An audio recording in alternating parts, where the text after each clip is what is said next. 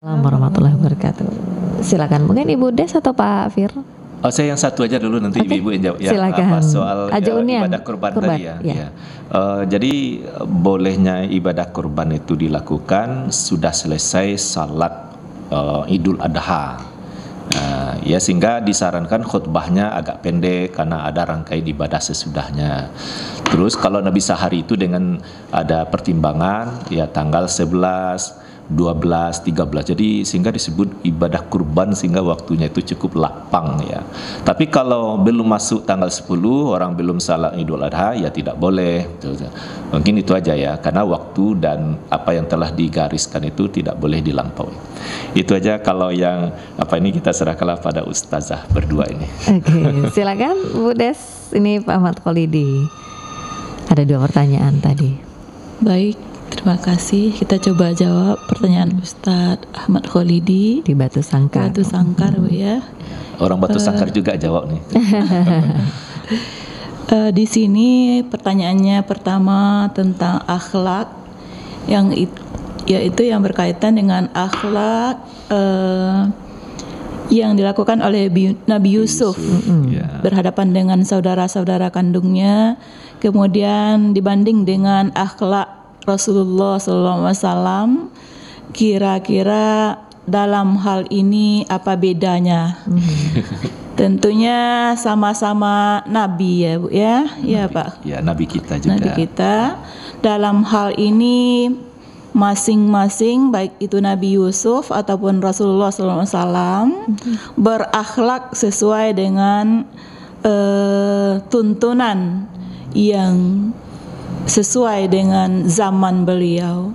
Kalau Nabi Muhammad SAW tentu tuntunannya adalah Al-Quran. Kalau Nabi Yusuf juga punya tuntunan sebagai Nabi yang diutus sebelum Nabi Muhammad SAW, di mana Nabi Yusuf ini punya kepribadian yang luar biasa, walaupun sifat dari saudara-saudaranya sepertinya mengucilkan, menghina dan memperolok-olokkan dengan datang membawa barang-barang yang tidak berguna.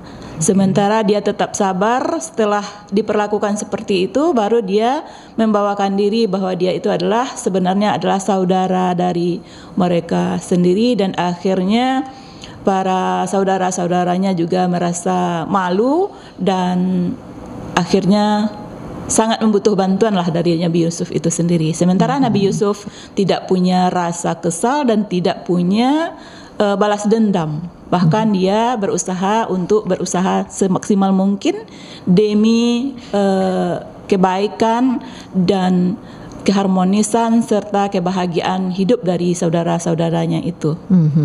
Kemudian kalau Nabi Muhammad SAW seperti yang disampaikan Ustadz tadi, wa innaka ala khuluqil azim, itu mempunyai akhlak yang agung, di mana tidak terlepas bahwa akhlak Nabi itu adalah Al-Quran yang telah diturunkan oleh Allah Subhanahu Wa Taala sebagai pedoman dalam berakhlak. Iya, baik. Nah, kalau pertanyaan kedua Ustadz Ahmad Kholidi tentang cadar ini bagaimana? Ustadz atau Ustazah ini yang memberikan tanggapan? Apalah, Nining aja lah. Oke, silakan Mbak Nining. Baik, untuk Ustadz Ahmad Kholidi di Batu Sangkar ya. Tadi berpakaian terlalu berlebihan, bercadar terlalu tebal, warnanya hitam begitu ya. Itu memang kita tidak bisa juga menyimpulkan itu berlebihan menurut kita. Mungkin bagi mereka itu adalah sesuatu yang hijab dalam level tertingginya gitu deh kan. Cuman di sini dalam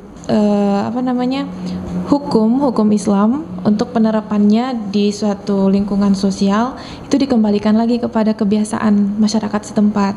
Kalau memang masyarakat tidak bisa bertoleransi dengan keadaan yang baru dia lihat seperti itu, kita yang harus menyesuaikan kepada masyarakat kita gitu, untuk menciptakan kedamaian, ketentraman bersama di dalam masyarakat.